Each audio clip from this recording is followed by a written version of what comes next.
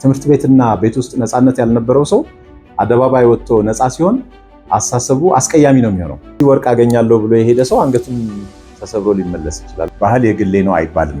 አለው ብለን ደምድመን የለኝም ሲል መቀየም ተገቢ አይመስለኝም። ብሰቀልም ልክ ነበር ማለት እኮ ነው። እንደኔ እምነት ምንም ይቅርታ የሚያስጠይቅ ምንም ምክንያት የላትም። ሊቆጣኝውን ሊቆነጥጠኝውን አላቅም፣ ብቻ እየበረረ ሲመጣ በጣም ፊውዳሊስቲክ የሆነና አምባገነናዊ ማኔጅመንት ካልሆነ በስተቀር ይሄ የሁሉ ሞልቶና ሁሉ ጠፍቶ አስተሳሰቦች ማለት ነው። ሀሳቡ እንዴት እንደሚገልጽ አያቅም። ባንክ ቤት እየሰራ እንዴት የለኝም ትላለህ ምናምን። ዓለምም እኛም ለዓለም ሆነን ነው የተፈጠርነው ብዬ ነው ማለት። ሞራልን ህጋዊነት የሚበልጥበት አጋጣሚ ይፈጠራል። አንዴ ገበያ ከወጣ በኋላ ልብስ የሁሉም ሰው ነው። በጣም ገብጋባ መሆን ብዙ አይጠቅምም። ሚስጥር ማለት የሌላ ሰው ጉዳይ ነው። ተደብቀውና ሀሳባቸውን ደብቀው የሚኖሩ ሰዎች።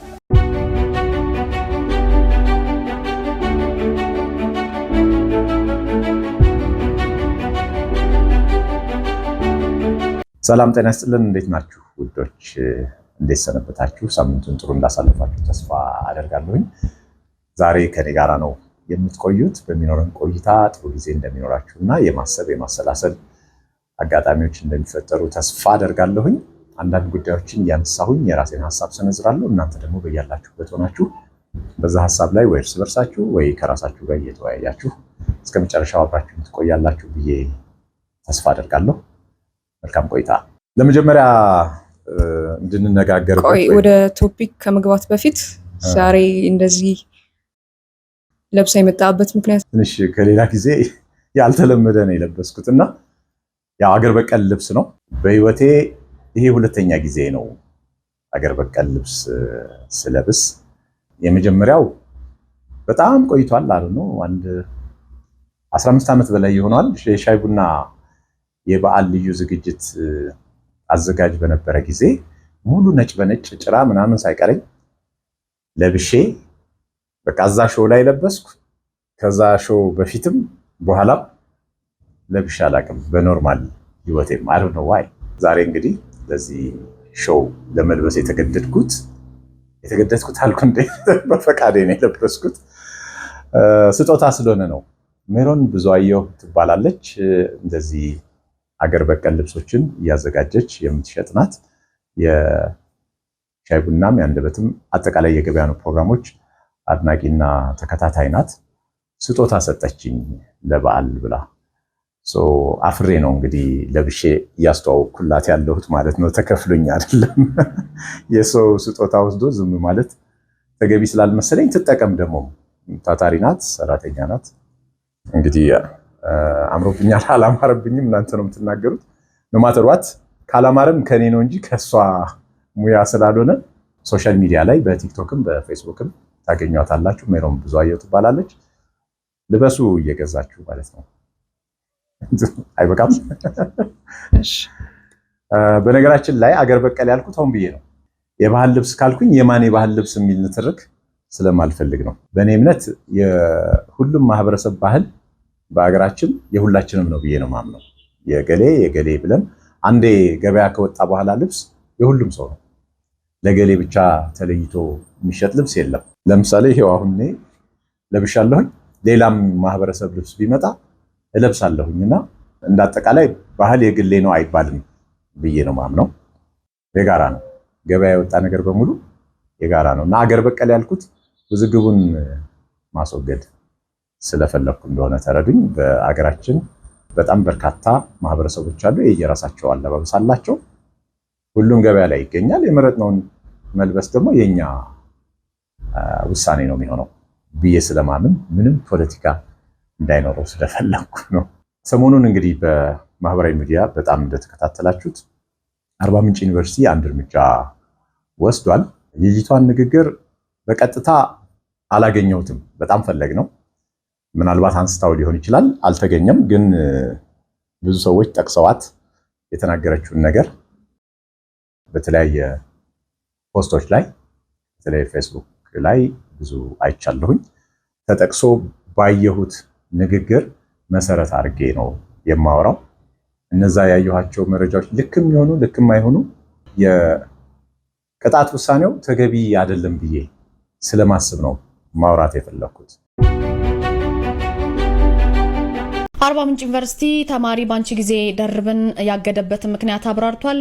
በሳውላ ካምፓስ የ3ኛ ዓመት የጋዜጠኝነትና ስነ ተግባቦት ተማሪ የሆነችው ባንቺ ጊዜ ደርብ ላይ የተላለፈውን የዲሲፕሊን እርምጃ ተከትሎ በማህበራዊ ሚዲያ ላይ ለተሰራጩ መረጃዎች ሰፊ መግለጫ ሰጥቷል። ዩኒቨርሲቲው የእርምጃው መነሻ እንግዲህ ተማሪዋ በቲክቶክ ገጿ ላይ ያሰራጨችው መልእክት ስነ ምግባር የጎደለውና የመማር ማስተማር ሂደትን የሚያውክ ነው።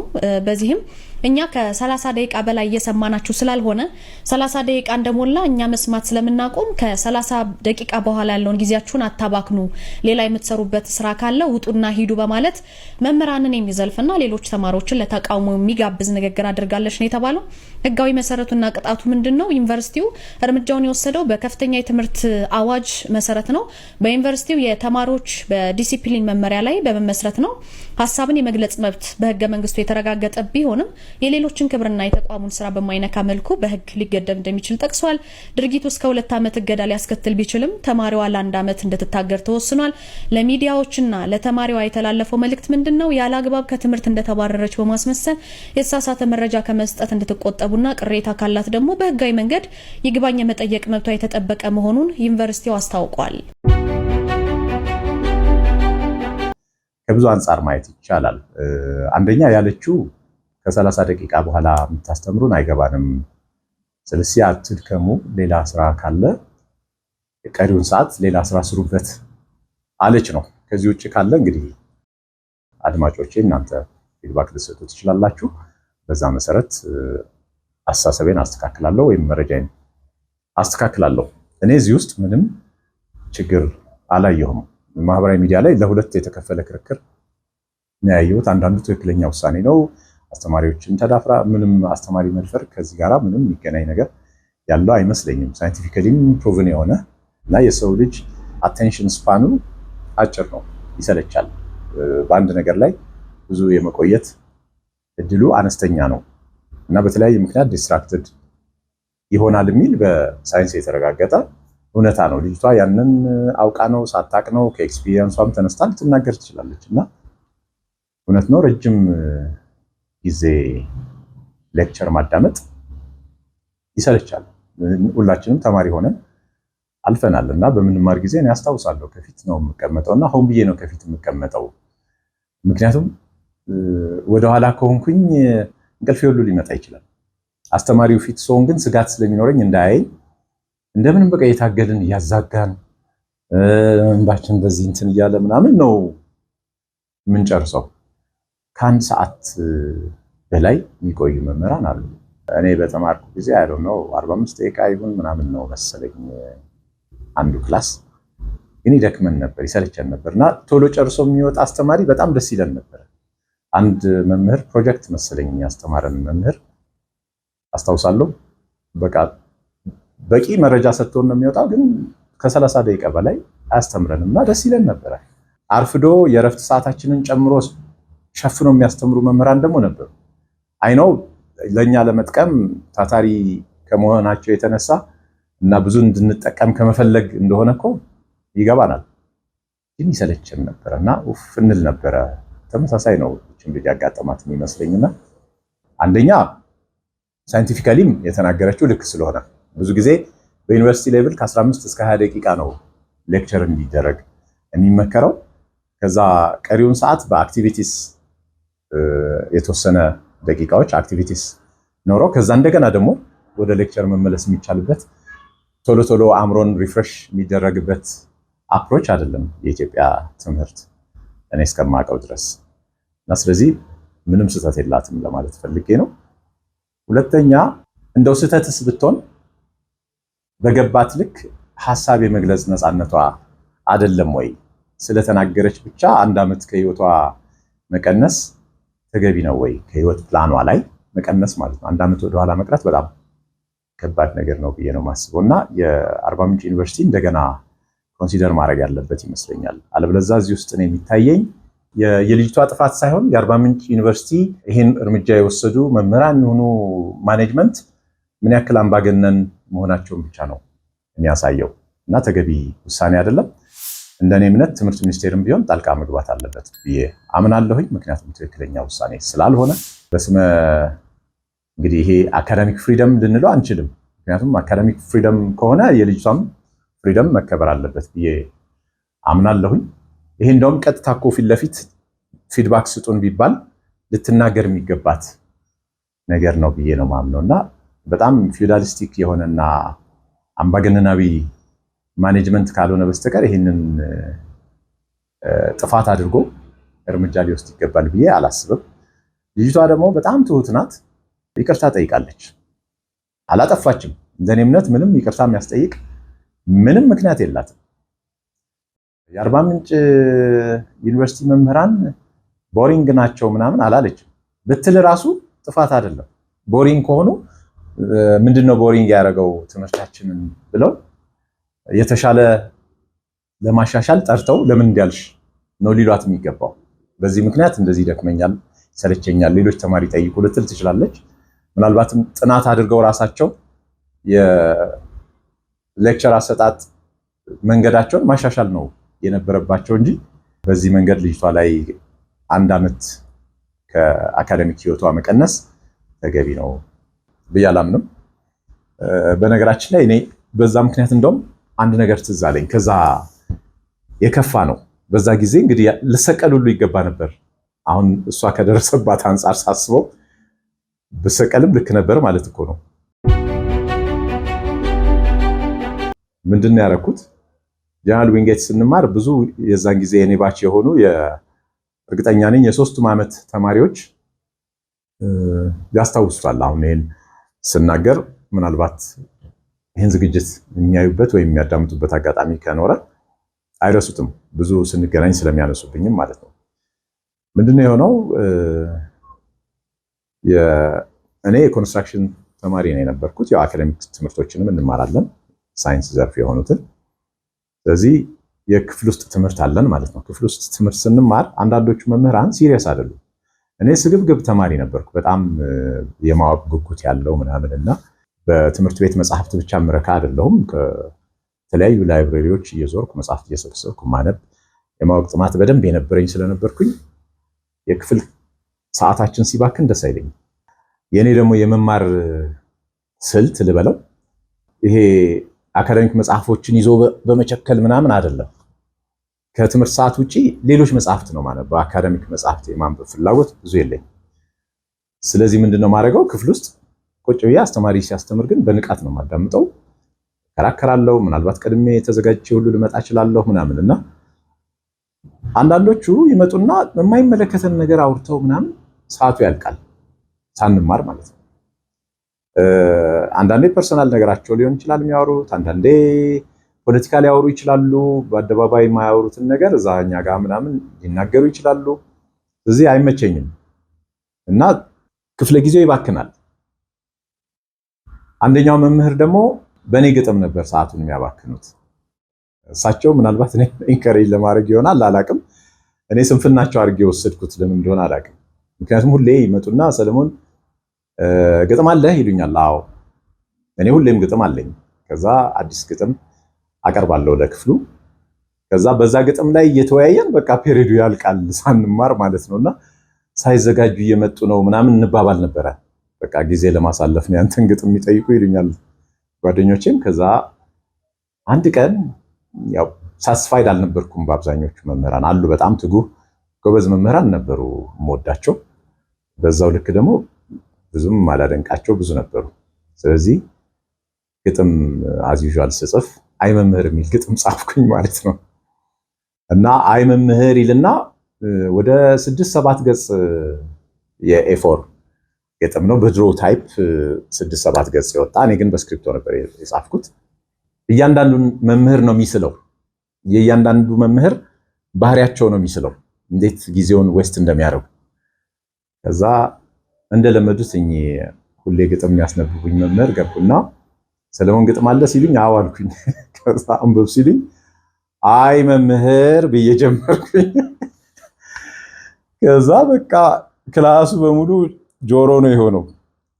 ከዛ ማንበብ ቀጠልኩኝ ማለት ነው። የመጀመሪያው ካራክተር እሳቸው ናቸው።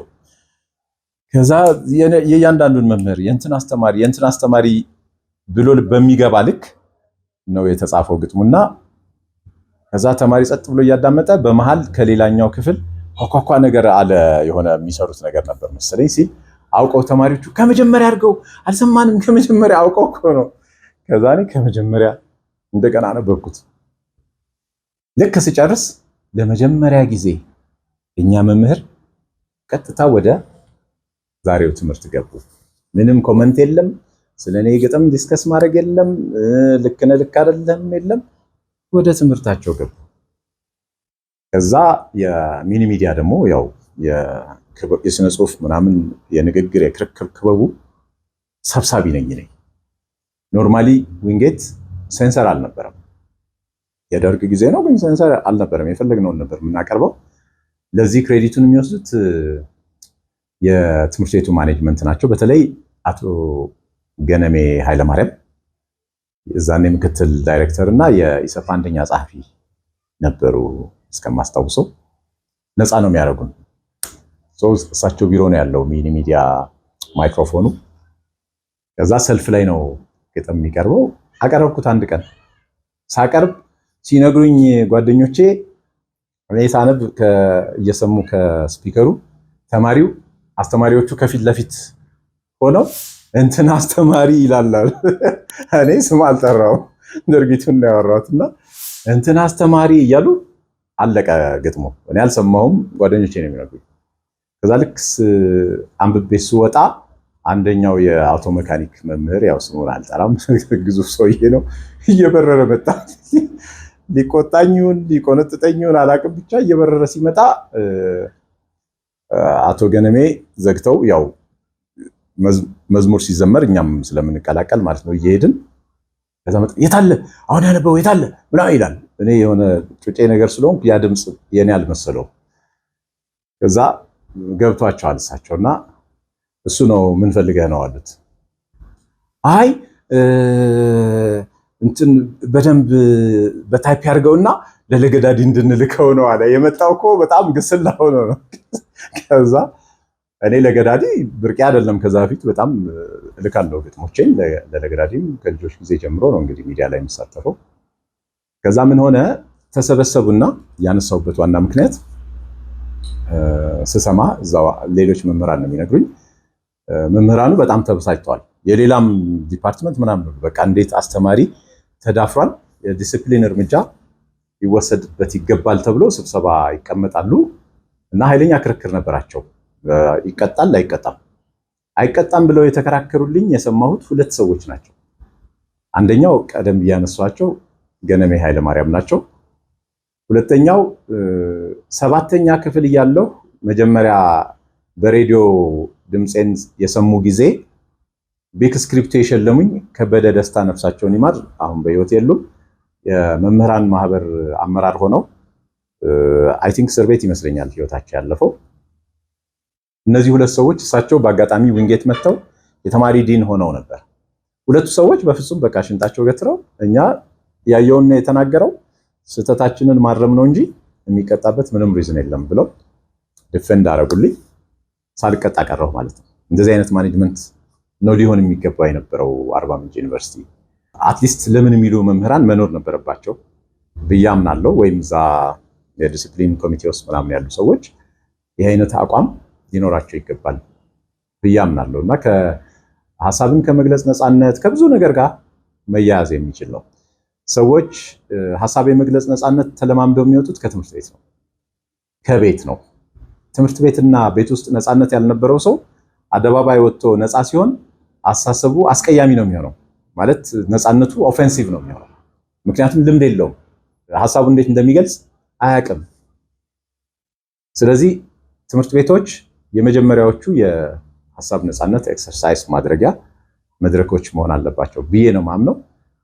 መምህራን ደግሞ በዚህ ልክ አምባገነን መሆን አለባቸው ብዬ አላምንም። ለምን ተደፈርን፣ ለምን ተነካን ምናምን። ልጅቷ አልነካችም። እውነት ለመናገር እንደው ብትነካስ በቃ የምታስተምሩበት መንገድ ልክ አይደለም ብትልስ ምንድነው ወደዚህ ያደረሳት ብሎ ራስን ማየት እንጂ ያን ያህል የዲሲፕሊን እርምጃ ምናምን ብሎ ከትምህርት እድሜዋ ላይ 1 ዓመት መቀነስ ተገቢ አይደለም ነው ምለው አስምሬ ሶሪ ከራሴም ልምድ ተነስቼ ያወራሁት ከዛም የከፋ እንኳን ተደርጎ በሃይ ስኩል ሌቭል እንኳን ያውን በደርግ ጊዜ ይሄ አይነት ቶለረንስ ነበረ። አሁን ዴሞክራሲ አለ በሚባልበት ሰዓት ሰዎች ሐሳብ የመግለጽ ነፃነት አላቸው በሚባል ሰዓት መሬት ላይ እውነትም ይሁን እውነት ያልሆነ ኢን ፕሪንሲፕል ግን የሐሳብ የመግለጽ ነፃነት በነገራችን ላይ እኔ ማምነው ሐሳብ የመግለጽ ነፃነት የሰብአዊ መብት የተፈጥሮ መብት ነው ብዬ ነው ማስበው እና ዝም በል ስትባል ዝም የምትልለት ነገር አይደለምና የልጅቷ መብት በዚህ ልክ መጣሱ ተገቢ ነው ብዬ አላምንም። በዚህ ነው ማጠናቀቀው። እሺ አንድ ከኦዲየንስ የመጣ ጥያቄዎች አሉና እነሱ ላይ እንወያይ። እሺ በዚህ አጋጣሚ አመሰግናለሁ ግርማቸው። የነቃ ተሳታፊ ነው። ላይቭ በምገባ ጊዜም ይሳተፍ ነበረ። ስሙን ከዛ ጊዜ ነው ማስታውሰው። ልክ እንደ ግርማቸው ብዙ ባለፈውም ከካብ ጋር ያነሳናቸው በኢሜል የላኩልን የጎንደር ዩኒቨርሲቲ መምህር ጨምሮ ማለት ነው በጣም ብዙ በኢሜል የሚመጡ አሉ፣ በኤስኤምኤስ የሚደርሱኝ አሉ፣ በፌስቡክ ሜሴንጀርም የሚመጡ ጥያቄዎችና በዚህ ጉዳይ ላይ ብታተኩር የሚሉ ነገሮች እየበዙ ስለመጡ ምናልባትም በቅርብ ጊዜ ላይቭ መጀመር የሚሻል ይመስለኛል። እንደዚህ አይነት ሐሳቦችን እዛ ላይ ብንጨርስና እኛ የራሳችን አጀንዳ እየያዝን እናወራ መርጣለሁ። ለአሁን ግን የግርማቸውን እናወራበት። እሺ ከጠየቃቸው ጥያቄዎች ውስጥ በመጀመሪያ ሰው ነው ብር ነው የሚያስፈልገው እና ሁለቱም ካስፈለገ እንዴት ነው የምናገናኘው? እንዴት ነው ኮምፕሮማይዝ ማድረግ የምንችለው? አንዳንድ ጊዜ እንደዚህ አይነት ሐሳብ ያላቸው ብዙ በተለይ ወጣትነት ላይ ያሉ ሰዎች ከብርና ከእውቀት ምን ይሻላል፣ የትኛው ይሻላል፣ ከእውቀትና ከገንዘብ የትኛው ይሻላል? ያ ጀስት የፍልስፍና መጀመሪያ ሊሆን ይችላል። ሐሳብን የማበልጸጊያ አንድ መንገድም ሊሆን ይችላል። ከገንዘብና ከሰው የትኛው ይሻላል ነው አይደል ያለው? እንዴት ነው ማለት ያስፈልጋልና ይሻላል ነው ያለው። ግን የትኛው ይሻላል ነው? ሰው ነው ብር ነው የሚያስፈልገው እና የሚያስፈልገው ነው ያለው። ሁለቱም ካስፈለገ እንዴት ነው አጣጥመን ልናስኬድ የምንችለው ነው ፖይንት። በእኔ እምነት ሁለቱም ነው የሚያስፈልገው። ሰውም ያስፈልጋል፣ ብርም ያስፈልጋል። የትኛው ይቀድማል ካልን ግን ሰው ይቀድማል በእኔ እምነት። ምክንያቱም ሰው ሲኖር ብር አለ። ብር ብቻውን መኖር አይችልም። ብር የሚኖረው ሰዎች ሲኖሩ ነው ብዬ ነው ማስበው። ብር የሚኖረው የሰራ ሰው ነው ብዬ ነው ማስበው። ያው የሰረቀ እንዳለ ብናቅም እንደ ማህበረሰባዊ እሴት አፕሩቭ የምናደርገው የምናደንቀው ሰርቶ ያገኘን ሰው ስለሆነ ብር የሚኖረው ሰው ሲኖር ነው። ስለዚህ ቅድሚያ የሚያስፈልገው ሰው ነው በእኔ እምነት። ሰው ካለ ብር አለ ብዬ ነው ማስበው። ተመለሰ? እሺ ከዚህ ጋር አያይዞ ገንዘብ ባለ ጊዜ ለማን መስጠት አለብህ፣ ለማንስ መስጠት የለብህም፣ መጠኑስ ምን ያህል መሆን አለበት እና የምትሰጠው ሰው በትክክል እየተጠቀመበት መሆኑን በምን ማወቅ ትችላለህ? ገንዘብ ባለህ ጊዜ ለማን መስጠት አለብህ ሳብትዩ ፐርሰናል ዲሲሽን ነው ማለት በምርጫና በውሳኔ አንሌስ ማህበራዊ ኢምፓክት እስከሌለው ድረስ ጣልቃ መገባት አለበት ብዬ አላምንም። አንድ ሰው ገንዘብ ካለው ለፈለገው ሰው ነው መስጠት ያለበት። ለገሌ መስጠት ልክ ነው፣ ለገሌ መስጠት ልክ አይደለም፣ ሌሎቻችን ልንል የምንችል አይመስለኝም። ገንዘብ ያለው ሰው ሲፈልግ ቢሊዮነሩ ሚሊዮን ላለው ሰው ሊሰጥ ይችላል። ሲፈልግ ቢሊዮነሩ ምንም ለሌለው ሰው ሊሰጥ ይችላል። በገዛ ገንዘቡ አይ ለሚሊዮነሩ ከምትሰጠው እኮ ለዚህ ለመናጢ ድሃው ብትሰጠ ይሻል ነበረ ብሎ ክርክር ብዙ እኔ አይገባኝም። ምክንያቱም ገንዘቡ የራሱ ነው። ጥያቄው መሆን ያለበት ያ ገንዘብ የተገኘው በምን መንገድ ነው ብቻ ነው። ሰውየው ገንዘቡን ያገኘው ሰርቶ ጥሮ ግሮ ለፍቶ እስከሆነ ድረስ ምን ላይ እንደሚያውለው መወሰን ያለበት ራሱ ነው ብዬ አምናለሁና ለማን ብትሰጥ የሚለው ፐርሰናል ምርጫና ውሳኔ የሚፈልግ ነገር ነው ብዬ ነው የማስበው። እሺ ከዛ ሌላ ጥያቄ ነበረው አይደል? አዎ ከዚህ ጋር ተያይዞ ነውና በተቃራኒ ነው። አሁን ደግሞ በሌለ ጊዜ ከማን መጠየቅ አለብህ? ለሌላው የመስጠት ግዴታስ አለብህ ወይ? በተለይ ሁሉ ጊዜ እየተቀበሉ የማይለወጡ ወይም ገንዘብ የሚያበክኑ ሰዎችን በተመለከተ ያለ አቋም? በሌለ ጊዜ ከማን መጠየቅ አለብህ? ይሄም ፐርሰናል ውሳኔ ነው። እዛ ውስጥ ከእንትና ጠይቅ ከእንትና ጠይቅ ማለት አስቸጋሪ ነው። ምክንያቱም ሁኔታው ነው የሚወስነው የሚመስለኝ። ገንዘብ ሳይኖረን ሲቀር ቤተሰባችንን መጠየቅ መብት ነው የሚመስለን ብዙዎቻችን። ለምሳሌ ልጅ አባቱን ሲጠይቅ ኦር ታላቅ ወንድሙን ታናሽ ወንድሙ ሲጠይቅ የመሳሰለው የሆነ እንደ ቤተሰባዊ ግዴታ ልንወስደው እንችል ይሆናል። እሱም የሆነው ግን ሌሎቹ ሰዎች ካሉበት ሁኔታ አንጻር ነው። ለምሳሌ ሁለቱም ችግረኛ ከሆኑ አንዱ ችግረኛ ሌላኛውን ችግረኛ ቢጠይቅ ምንም ፋይዳ የለውም ለመጨቃጨቅ ካልሆነ በስተቀር። አንዳንዴ ደግሞ አለው ተብሎ የሚታሰብ ሰው ይኖራል ቤተሰብ ውስጥ አለው ተብሎ የሚታሰብ ምናልባት ስራ እኔ ድሮ ባንክ ሰራ ስለነበረ የባንኩን ገንዘብ ሁሉ ይዤ ምዞር የሚመስላቸው ሰዎች ነበሩና አይ ሪመምበር ጀስት በቃ ባንክ ቤት እየሰራ እንዴት የለኝም ትላለህ ምናምን የሚሉኝ አስታውሳለሁና የሰውየውን ኪስ ማወቅ ይፈልጋል ለመጠየቅ ይችላል ወይ? ሲቀጥል ገንዘብ ስላለህ ብቻ ለሌላ ሰው አይሰጥም። ምናልባት ለሚቀጥለው አንድ ወር ልበላው ያሰብኩትን ገንዘብ አከፋፍዬ በሶስተኛው ቀን እኔም ተቀላቅዬ ብለምን ልክ ነው ብዬ አላስብም። ትክክል አይደለም። እና ሰው የለኝም ማለት ግድ አይመስለኝም። አለኝ ግን ትርፍ ብር የለኝም እኮ ማለት መልመድ አለብን። አለኝ ግን ላንተ የሚሆን አይደለም ብንባል አሁን ብዙዎቻችን እንቀየማለን። የለኝም ሲል ነው ሰው ምናምነው። ከሌለው እንዴት ሰርቫይቭ ያደርጋል? የሆነ ብርማ አለው እኮ አይደል? ይኖራል። የሚኖርበት ብር አለው እኮ አይደል? አይመስልሽም? የሆነ ብር የሚኖርበት እኮ ይኖረዋል። ከኔ የሚተርፍ የለኝም ለማለት ነው ሰው የለኝም ሲል የሚመስለኝ።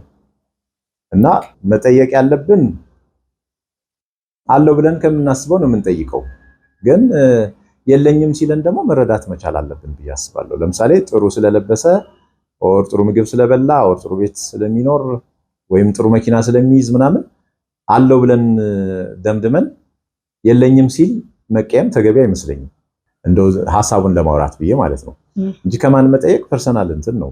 ከምታውቂው ያው ለግርማቸው ማውራ ከሆነ ከምታውቀው መረጃ ተነስተህ እና ደግሞ ሰውየው ካለው ሞራላዊ የሚሆን ቤተሰባዊ ግዴታ አንጻር መዝነ መጠየቅ ያለብኝ ይመስለኛል።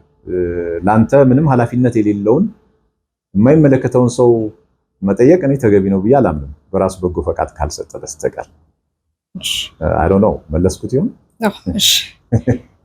ሌላ የጠየቀው እውቀትና መረጃን ስለማካፈል እና እውቀትና መረጃን ማጋራት በራስ ላይ ጉዳት ሳይኖረው ሌላውን መጥቀም ቢቻልም አንዳንድ ጊዜ ግን ለሰዎች የምታካፍለው መረጃ ባልተጠበቀ ሁኔታ ውጤቱ መጥፎ ሊሆን ይችላል ወይም አውትካሙ ጥያቄው ላይ እኮ መልሶ አለ።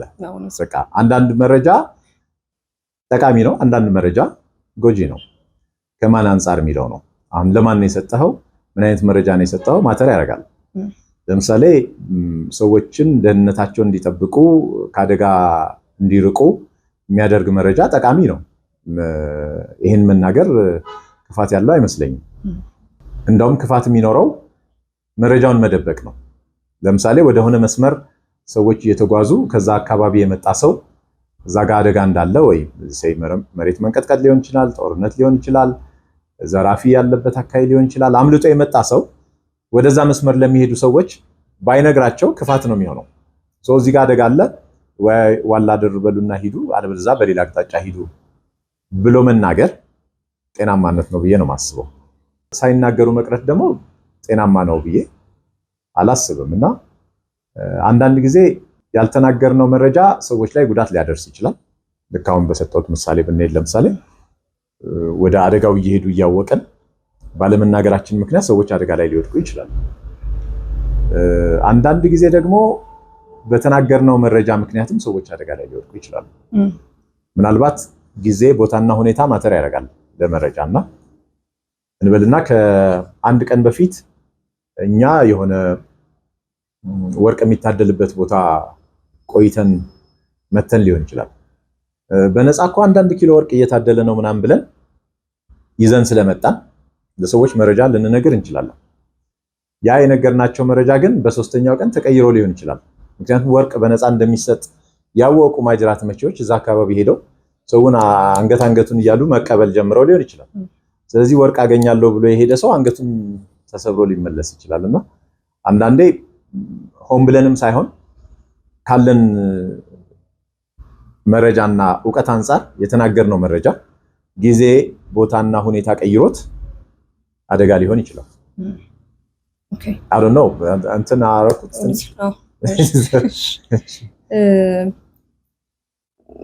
ሶስተኛውም ጥያቄ ተመሳሳይነት አለው ግን ውድድርና ይሄ ዓለም የውድድር መድረክ ናት በሚለው እሳቤ ሁሉንም ዕውቀት ወይም መረጃ መስጠት ራስን መጉዳት ይሆናል ወይ? ማለት ለራስ ማስቀረት ያለበት የትኛው ነው? ይሄ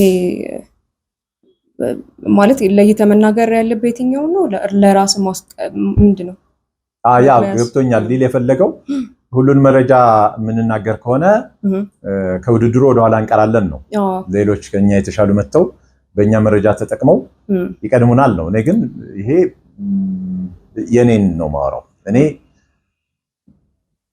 ስካርሲቲ ሜንታሊቲ እና አባንዳንስ ሜንታሊቲ የሚባሉ አስተሳሰቦች አሉና ይሄ የሁሉ ሞልቶና ሁሉ ጠፍቶ አስተሳሰቦች ማለት ነው። ስካርሲቲ ሜንታሊቲ ያላቸው ሰዎች ሁሉ ነገር የሚያልቅ ሁሉ ነገር የሚጠፋ የማይገኝ ተመልሶ ምናምን አድርገው የሚያስቡ ስለሆኑ በአብዛኛው የተፎካካሪነትና የሚስጥራዊነት ባህሪ ነው የሚኖራቸው። ለሌሎች መረጃ የማካፈል ሌሎችን የማገዝ ምናምን ከሌሎች ጋር የመተባበር ሜንታሊቲ የላቸው። ምክንያቱም ያ የምናጋራው ነገር ያልቅና እኛ መጨረሻ እንቸገራለን ብሎ ስለሚያስቡ እንደዛ አይነት አይደለም የኔ አስተሳሰብ። የኔን ነው የማወራው።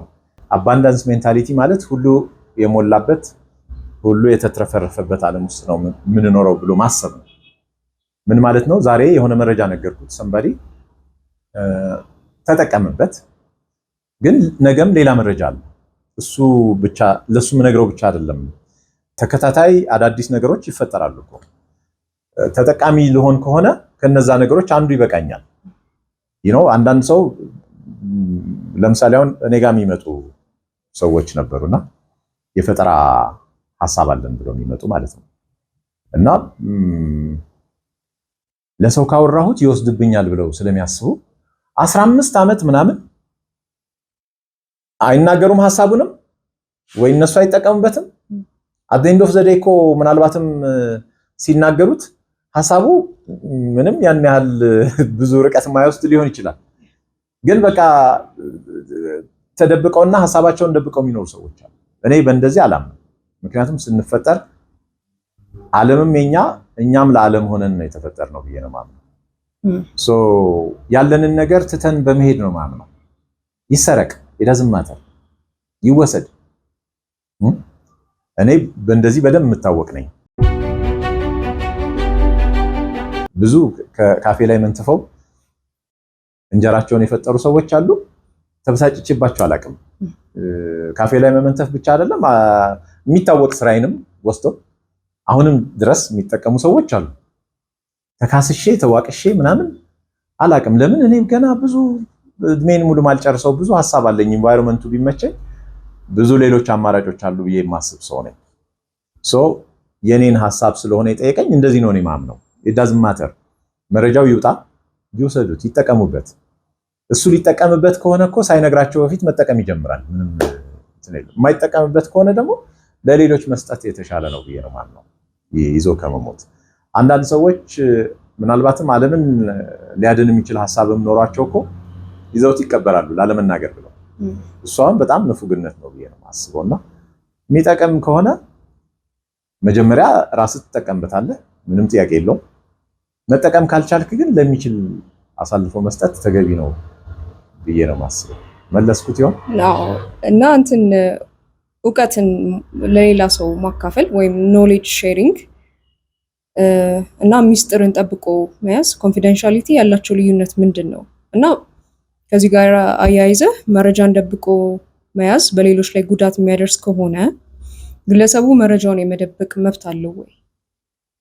አሁን የመጀመሪያው የሚስጥራዊነትና ዕውቀት ማካፈል ያላቸው ልዩነት እኮ ነው የሚለው። ዕውቀትን ለሌላ ሰው ማካፈል በጣም የሚለያዩ ነገሮች ናቸው። ዕውቀትን ማካፈልና ሚስጥራዊነት ምንም አይገናኙም። ለኔ ሚስጥር ማለት የሌላ ሰው ጉዳይ ነው። ፐርሰናሊ እኔ ብትወስጂኝ ሚስጥር አድርጌ የሚይዘው ሰዎች ፐርሰናሊ እኔን አምነው የነገሩኝ ነገር ነው። ምክንያቱም አምነውኝ ነው። እምነትን ማፍረስ አድርጌ ስለማስብ ማለት ነው። በግሌ ከወሰድሽኝ ምንም ሚስጥር ላይኖረኝ ይችላል። አንድ ሰው ዝም ብሎ አንድ ቀን አብሮኝ ሻይ ከጠጣ የእድሜ ልኬን ነገር ላወራ እችላለሁ። አንዳንድ ሰው ሚስጥር የሚላቸውን ነገሮች ማለት ነው። መጀመሪያ ሚስጥር ምንድነው ራሱ የምንግባባ አይመስለኝም። ዞሮ ዞሮ ግን ሚስጥራዊነት በእኔ እምነት የሌሎች የሆነን ጉዳይ አደባባይ ላይ አለማውጣት ሚስጥራዊነት ነው ብዬ አምናለሁ። የራስህንም ጉዳይ ሌሎች ሊያውቁት የማትፈልግ ከሆነ ራስህ ጋር መያዝ ነው ሚስጥራዊነት። እውቀት ማካፈል ማለት ግን ሌላ ነው። ያለኝን ነገር ሼር ይሄ ለጋስነት ነው። እውቀት ማካፈል ማለት ልክ ሀብት ከማካፈል ለይቻ ላየው። ምክንያቱም የሀብት መነሻ እውቀት ነው፣ መረጃ ነው ብዬ ስለማምን። ስለዚህ ሁለቱ በጣም ለኔ ተለያይቶ ነው የሚታየኝ፣ አይገናኝም። እንደ እሱ እንደውም እንደ ምሳሌ እንትን ያለው አለ እየገለጸው አለና ለአንዲት ልጅ ስልጠና ወይም ሌክቸር ሰጠዋት አለ እና ገቢያውን በጥፍ አሳድጎላታል አለ። በኋላ ግን ይሄንን መረጃ ሼር በማድረጉ ለኔ ያላት አክብሮት እየቀነሰ መጣ አለ። እንደገና ደግሞ የባህሪ ለውጥም አመጣች አለ እና የባህሪ ለውጥ ስታመጣ እኔ ላይ ጸጸት ነገር ተፈጠረብኝ ነው የሚለው። ያው በጣም ፐርሰናል ነገር ነው። ምሳሌ እሷን ሆነን ወይ እሱን ሆነን ካልሆነ በስተቀር ይሄን መረዳት በጣም ከባድ ነውና የሆነ የሚያውቀውን ነገር ብሪፍ አረጋት። ያንን መነሻ አድርጋ የሆነ ነገር ሰራችና ተጠቀመች፣ ህይወቷ ቀየረች። ሶ ሊደሰት ነው የሚገባው እንጂ እዚህ ጋር ምንም የሚፈጠር ቅሬታ አይታየኝም። ምክንያቱም መጀመሪያም እሱ ካልኩሌት አድርጎ ነበር ማለት ነው። የሆነ ጥቅም ፈልጎ ነው ማለት ነው ያካፈላት ከሆነ ሌላ ነገር ነው። ከምታገኘው ነገር መጠቀም ፈልጎ ከሆነ መጀመሪያ በውል ማሰር ምናምን ነበረበት፣ መደራደር ነበረበት መረጃውን ሲሰጣት። በቃ እንደ አንድ መልካም ሰው ሀሳብ ሰጣት፣ ተነሳች፣ ህይወቷ ቀየረች። ተመልሳ እሱ ጋር ሁሌ መስገድ ያለባት አይመስለኝም። ያው ግን እሱ ሼር ካረጋት በኋላ ነው። እሱ ሼር ካረጋት በኋላ ሰዋት እንትን እንደ ቢትሪያል ነው አይደለም። አይደለም ለመሰለሽ የማይሆነው የተገባቡት ቃል የለም እኮ። አሁን እስከሱ ንግግር ሲያልፍልኝ ይሄን አደርግልሃለሁ አላለችው አይደል? ፍሬንድሺፕ ደግሞ ተለዋዋጭ ነው። ምናልባት ጓደኝነቷን ከሆነ ያጣው ውሎዋ ሲቀየር በቃ ጓደኛም ትቀይራለች። ምን ብዙም ይገርም ነገር የለውም። ለምሳሌ ከሱ ጋር ሰፈር ውስጥ የሆነች ትንሽ የሻይ ቤት ውስጥ እየተገናኙ ከሆነ ሻይ ጠጡ የነበረው አሁን በጣም ህይወቷ ተቀይሮ ከሆነ ሸራተን ሂልተን እየሄደች ከሆነ በቃ ኢንቫይሮንመንታቸው ነው የተለያየው። ይህን መቀበል ነው በቃ። ሲጀመር ሊጠቅማት አይደል ሊሰጣት፣ ለምን ይቆጨዋል? እንድትጠቀም ከሰጠ በኋላ እንደገና ሪግሬት ማድረግ አስፈላጊ አይደለም። የግንኙነቱ ደረጃ ስላልገባኝ ነው። ምክንያቱም ገርል ፍሬንዴ ነች አላለም፣ ሚስቴ ነች አላለም። እንደዛ አይነት ቦንዴጅ ኖሯቸው ኤክስፔክቴሽኑ ሃይ ሆኖ ምናምን ከድታው ከሆነ ሌላ ታሪክ ነው። ግን አንዲት ልጅ ነው ያለው፣ አንዲት የሚያውቃት ልጅ መረጃ ሰጣት። ኢቭን ጓደኛንን አላለም እኮ ጓደኛውም አይደለችም። በቃ መረጃ የሆነ ቀን መረጃ የጠየቅኩት ሰው ሁሉ እድሜ ልኬን ተጣብቄው አብሬ መኖር ያለብኝ አይመስለኝም። እንደዛ ነው የሆነውና አይዞኝ ግርምሽ ወይ ተደራደር መረጃ ስትሰጥ፣ ወይ ደግሞ በቃ ሰዎቹ ሲቀየሩ አጨብጭበህ ተቀበል ነው። እሺ ስለዚህ እና ይሄ ቅድም የጠየቅኩት ነው መረጃ ደብቆ መያዝ ይሄስ ጉዳት ያደርሳል? እሱ ያነጋግራል ማለት ቅድም በተወሰነ እኮ አንስቼዋለሁ። አንዳንድ መረጃ ባለመናገርሽ ምክንያት ሌሎች ሰዎች ላይ የሚያደርሰው ጉዳት ካለ በሕግም የሚያስጠይቅ ይመስለኛል። የሕግ ባለሙያዎች ብዙ ሊሉ የሚችሉ ይመስለኛል። እና እያወቀ ሰዎች አደጋ ላይ እንደሚወድቁ እያወቀ ግን ሊድኑ የሚችሉበት መረጃ እያለው ዝም ያለ ሰው በሕግም ጭምር የሚጠየቅ ይመስለኛል። ስለዚህ መብት የለውም ማለት ነው። መብት እንትን ነው ይሄ ኤቲካል ዳይለማ ውስጥ የሚከት ነገር ነው። ማለት ኦነስት መሆን አለበት፣ መናገር አለበት። በመናገር ነው ባለመናገር ነው እሱ ጥያቄ ሆነ ያደረገው። በመናገር ቢናገር ነው ያለው። ቢናገር ጉዳቱ ምንድን ነው ነው? ባይናገር ደግሞ መብት አለው ወይ? አለመናገር መናገሩ ሰዎችን ጉዳት ላይ የሚጥል ነገር አይደል? እና ባልናገርስ ብሎ ዝም በማለቱ ምክንያት ሰዎቹ ድነዋል አይደለ? ግን አልናገርም ደግሞ ብሎ ቁጭ ቢል ያ መረጃ ሰዎቹ ጋር ካልደረሰ እንደዛ የመደበቅ መብት አለው ወይ ነው? መረጃውን የመደበቅ መብት ቢነግራቸው ይድናሉ፣ ባይነግራቸው አይድኑም።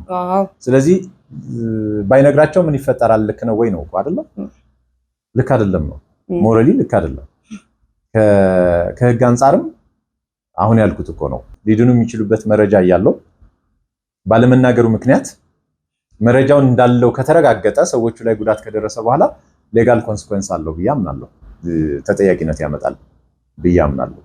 አንዳንዴ ሞራልን ህጋዊነት የሚበልጥበት አጋጣሚ ይፈጠራል ነው። ኤቲካሊ ሚስጥር መጠበቅ ልክ ነው ልንል እንችላለን። ግን ያ ሚስጥር መጠበቅ እስከምን ድረስ የሚለው ነው። ያ የጠበቅነው ሚስጥር ሌሎችን ሰዎች አደጋ ላይ የሚጥል ከሆነ ሞራሊም ቢሆን ልክ ነው ብዬን ያላምነው። ዋትስ ዘ ፐርፐዝ ኦፍ ሞራል? ሞራል ፐርፐዙ ሶሻል ሃርመኒ ማምጣትና ለሰዎች መልካምነትና መልካም ህይወት አስተዋጽኦ የማያደርግ ከሆነ ሞራልም እኮ ትርጉም የለውም። እና ይሄን እንደ ስነ ምግባራዊ ነገር አድርጌ አልወስደውም። ስነ ምግባር የሚሆነው ለሰዎች መዳን የተደረገ ነገር ብቻ ነው ብዬ ማምነው። ለሰዎች መጥፋት እስከሆነ ድረስ ስነ ምግባር ነው ብዬ አላምነው። ያው ስለ ተወዳዳሪነትም እንትን ብለዋል። በተወዳዳሪነት ዓለም ውስጥ የራስን ብልጫ ኦር ኤጅ ላለማውጣት ሲባል መረጃን መደበቅ እስከምን ድረስ ተቀባይነት አለው አለው። ከዚህ ጋር ያይዞ ይሄስ ኖርማል ቢዝነስ ውስጥ ኤቭሪዴይ የሚከሰት ነገር እኮ ነው። መረጃ የቢዝነስ የበላይነትን ያመጣል፣ ምንም ጥያቄ የለውም። ክፋት አለው ብዬ አላስብም። አንደኛው ካምፓኒ ከሌላኛው ካምፓኒ ልቆ ለመታየት ሲል የሚይዛቸው የራሱ ሚስጥሮች ይኖሩታል። ሚስጥር አድርጎ የሚጠብቃቸው የኬሚስትሪ ውጤቶች ሊሆኑ ይችላሉ፣ የአሰራር ሂደቶች ሊሆኑ ይችላሉ፣ ኦር የሰፕላይ ሶርስ ሊሆን ይችላል።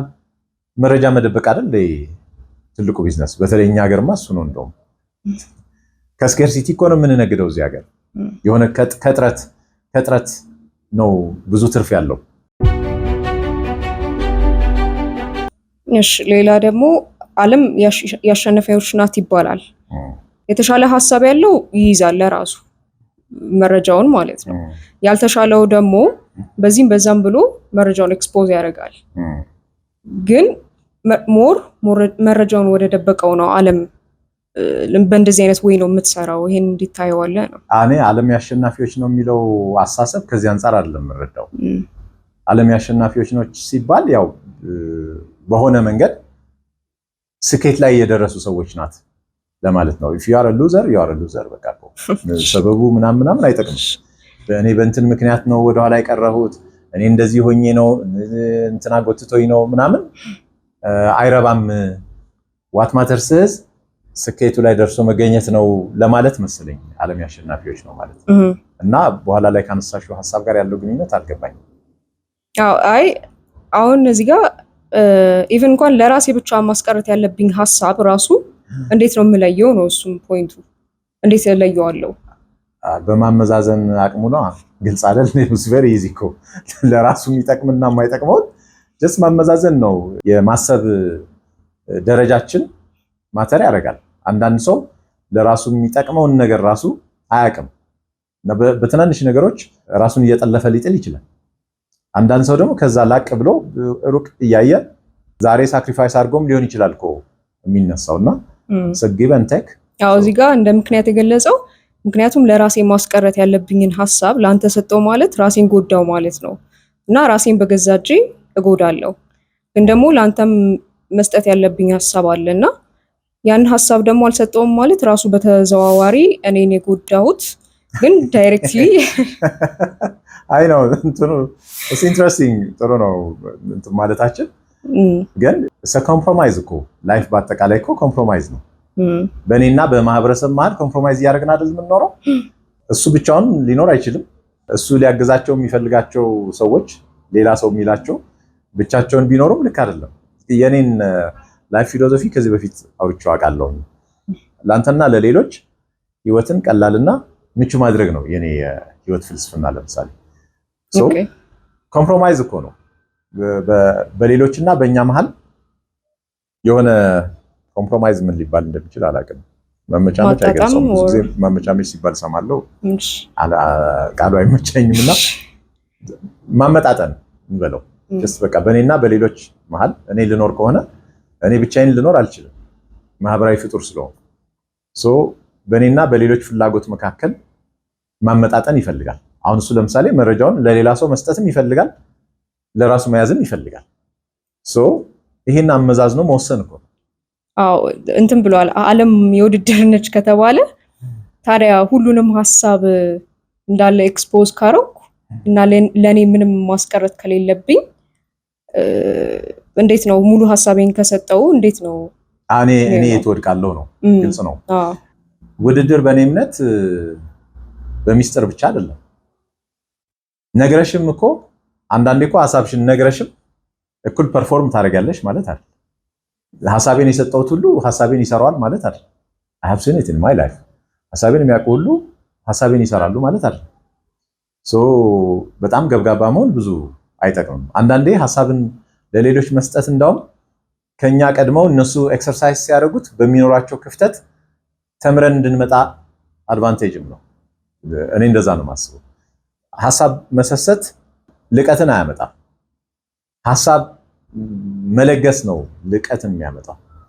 ከኛ መንትፎ የወሰደውም ሰው ቢሆን እኮ ሲሰራው እንዴት ነው አዶፕሽን እና ይሄ መውለድና ጉዲፈቻ ማሳደግ አይነት ነው የሚሆነው። እንደ ኦሪጂናል መውለድ አይሆንም።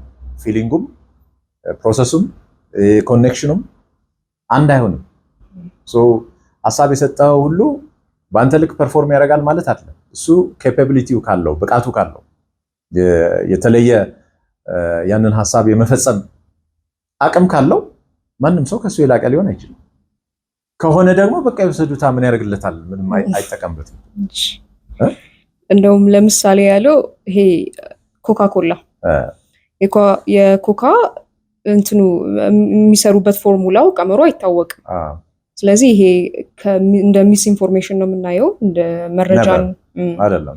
በቃ ቀደም ብሎ ያነሳው ሀሳብ ውስጥ ነው የሚወድቀው። ልክ ነው ብለህ ታስባለህ? ኮካኮላ በቃ ለዘለቄታው ሰርቫይቭ ለማድረግ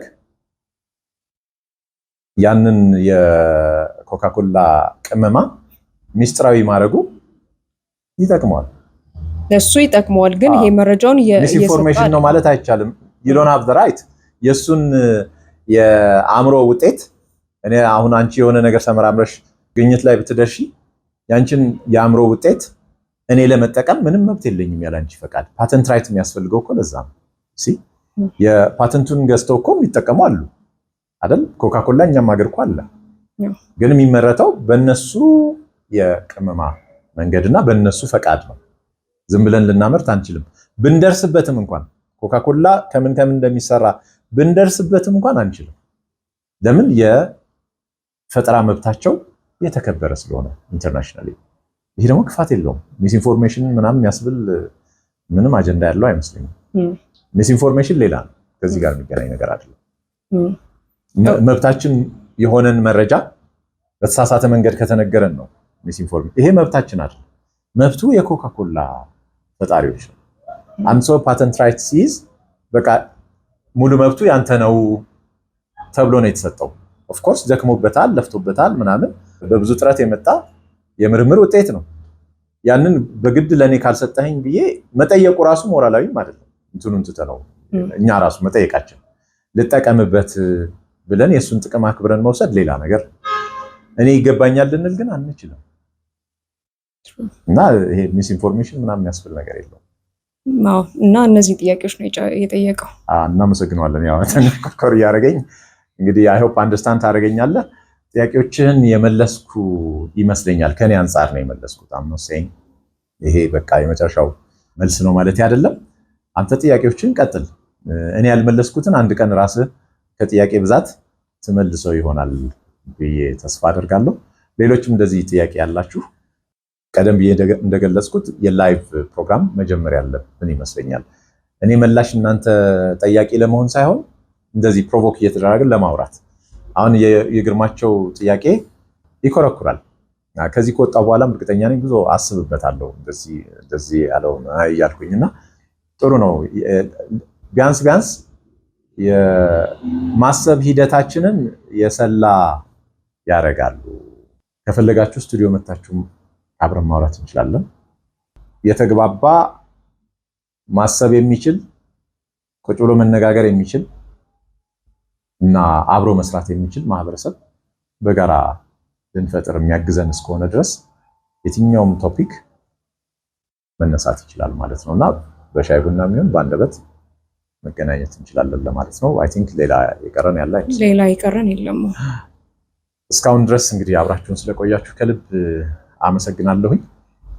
ግርማቸው ያነሳቸው ጥያቄዎችም ይሁን እኔ ያነሳኋቸው አንዳንድ ጉዳዮች ኮርኮር ያደረጋችሁና የተለየ ሀሳብ ያላችሁ ከሆነ በኮሜንት መስጫው ላይ አስፍሩ፣ ወይም እንደተለመደው አንዳንዶቻችሁ ነው የምታደርጉት ኢንቦክስ አድርጉልኝ። አነባለሁ በነገራችን ላይ የማናችሁንም ኮሜንት። በቀጣይ ሳምንት በሌላ ዝግጅት እንገናኛለን። እስከዛው መልካም ሳምንት።